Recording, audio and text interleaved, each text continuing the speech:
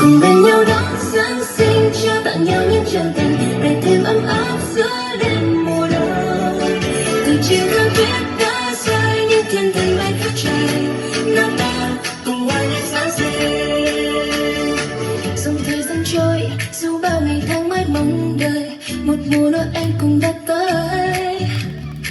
Ngoài đêm tuyết rơi bao nhiêu người háo hức nói cười, trẻ con ríu rít hát vang trời. Thật là vui, thật là vui, thật là vui như thế, thật tuyệt vời như thế, bao trái tim hoa nhịp say mê. Và tôi mơ cho ngày mai thế giới từ mọi miền xa xôi, ta đến với nhau không cách rời. Cùng bên nhau đón Giáng sinh, trao tặng nhau những tràng tình để thêm ấm áp giữa đêm mùa đông. Từ chiều tháng tuyết đã rơi những thiên thần bay khắp trời, nào ta cùng hòa nhạc Giáng sinh.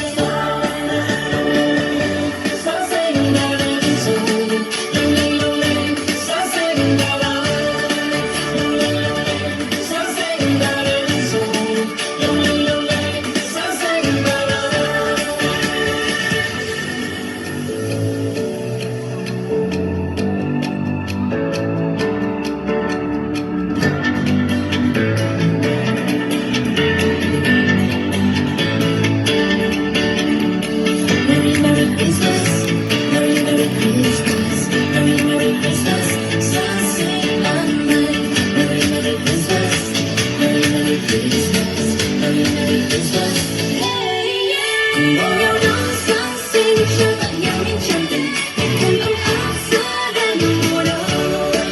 Từ trên con tuyết đã rơi những thiên thần bay khắp trời, nào ta cùng hòa nhạc Giáng sinh. Giáng sinh đã đến rồi, Giáng sinh đã đến, Giáng sinh đã đến rồi, Giáng sinh đã đến.